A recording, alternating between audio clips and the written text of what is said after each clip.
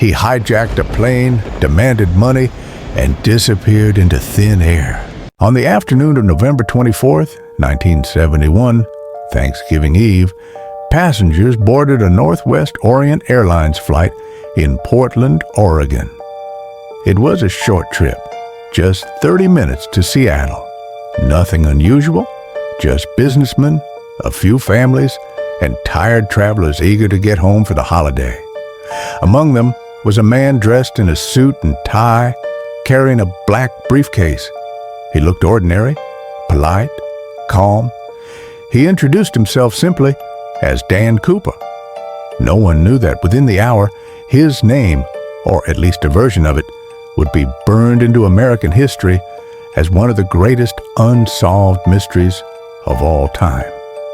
The man who would forever be remembered as D.B. Cooper ordered a drink, a bourbon and soda, and sat quietly in his seat near the back of the plane. He didn't draw attention. He wasn't nervous. He wasn't restless. To most people on board, he was just another passenger.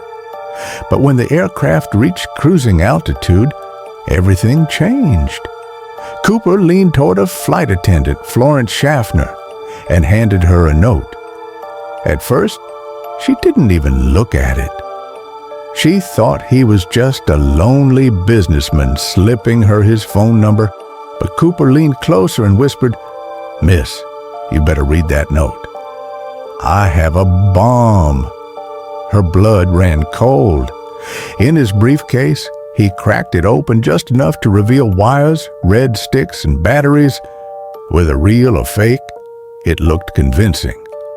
His demand was simple but chilling. He wanted $200,000 in cash, 4 parachutes, and a fuel truck standing by when they landed in Seattle.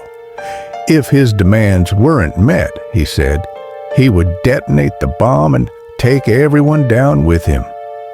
The pilot relayed the demands to air traffic control, and soon the FBI and airline executives were scrambling.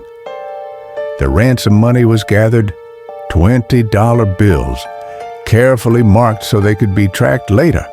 The parachutes were prepared. As the plane circled Seattle, tension grew. Passengers had no idea what was happening. They were told there was a small mechanical delay. No one panicked, no one screamed. Only the crew and a handful of people knew the truth, that their lives depended on keeping Cooper calm. When the plane finally touched down, the trade was made. Ransom money and parachutes were brought aboard, and in exchange, Cooper released the 36 passengers. They walked off the plane safely, never knowing just how close they had come to disaster. But for the crew, the nightmare wasn't over. Cooper ordered the pilots to take off again, this time heading south toward Mexico City. He told them to keep the altitude low, around 10,000 feet, and the speed slow, about 170 knots. This wasn't a sightseeing trip.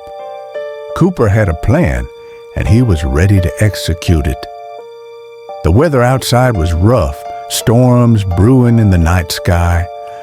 As the plane cut through the dark, Cooper made his move. He had the crew locked in the cockpit.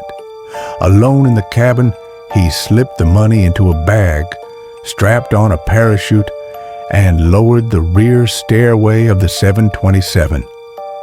Somewhere over the dense forests of Washington State, with rain lashing against the plane and freezing winds tearing through the cabin, D.B. Cooper stepped out into the night and vanished. When the pilots landed the plane safely, Cooper was gone. No trace of him, no sign of his parachute, no bag of money, nothing. Just an empty stairwell swinging in the storm.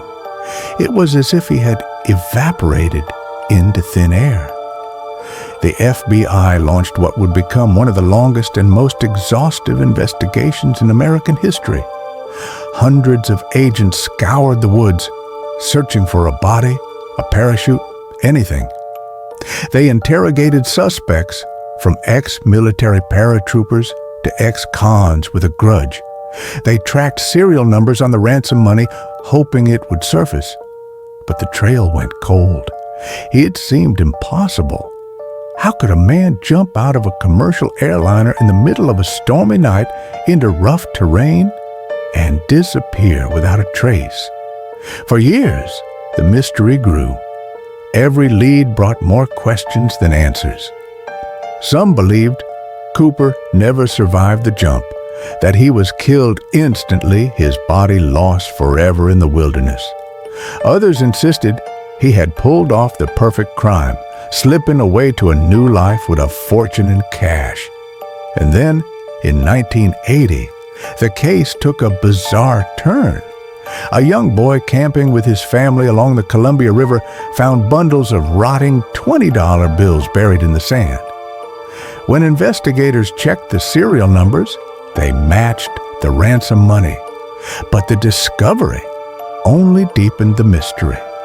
Why were those bills there? Did Cooper bury them himself? Or did the river carry them downstream?